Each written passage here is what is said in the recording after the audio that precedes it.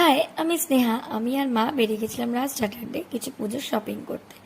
তো শ্রীরামপুরে দেখতেই পাচ্ছ মোটামুটি ভিড় ছিল, খুব বেশি ভিড় ছিল না, কারণ আমি এবছর কি সত্যি অবাক হয়েছিলাম গত কয়েক বছরের তুলনায় এই বছর ভিড়টা যাই না কেন খুবই কম লাগলো, কারণ প্রায় knock the door Puja, but still এরকম ফাঁকা ফাঁকা রাস্তা যেটা একদমই থাকে না।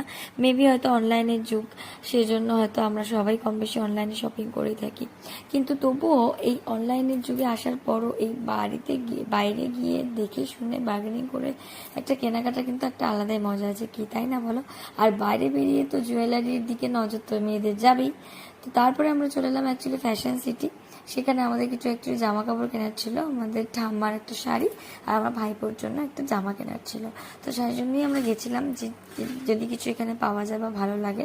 তো আমরা তাই জন্য প্রথমে চলে গেছিলাম কিডস সেকশন থেকে। এখানে খুবই রিজনেবল প্রাইসে সব স্টার্টিং প্রাইস ছিল, 299, 199 অনেক ভালো ভালো টি শার্টস, ক্যাজুয়াল কুর্তিস এগুলো পাওয়া যাচ্ছিল।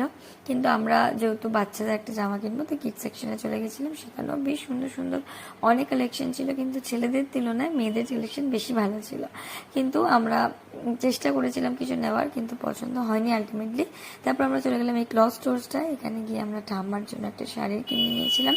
তারপর ওখান থেকে চলে এসেছিলাম আবার লাবণীতে, কারণ কি ওই জামাটা কেনার ছিল।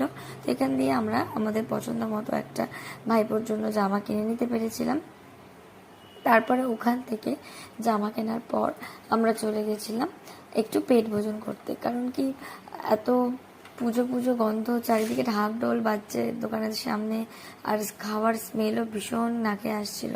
তো সেটা পুজো শপিং করতে যাবার খাবো না, এটা কি হতে পারে? তো খেয়ে দিয়ে আমরা গেছিলাম হচ্ছে সম্রাটে, আমার ফেভারিট রেস্টুরেন্ট।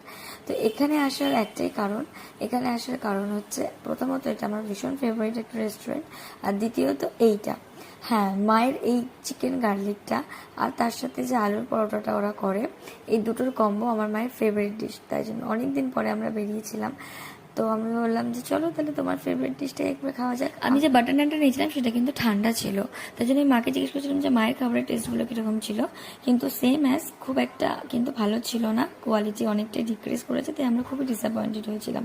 কিন্তু সময়টা আমাদের খুবই ভালো কেটেছে, কেন কি মা মেয়ের জীবনের কিন্তু এরকম মাঝে মাঝে সময় কিন্তু দুজনের জীবনেই দরকার, কারণ এই মুহূর্তগুলোতে মধ্যে দিয়ে আমি মায়ের সাথে খুব ভালো ভালো মুহূর্ত স্পেন্ড করতে পারি, যেগুলো স্মৃতি হয়ে থাকবে সারা জীবনের জন্য। আর মায়ের কাছেও, মায়ের এই হেক্টিক জীবনের মধ্যে থেকে এই ছোটো ছোটো সময়গুলো পাওয়া মায়ের কাছেও একটা রিফ্রেশমেন্টের মতো, তাই আমাদের দুজনের ক্ষেত্রে এটা ভীষণ ইম্পর্টেন্ট।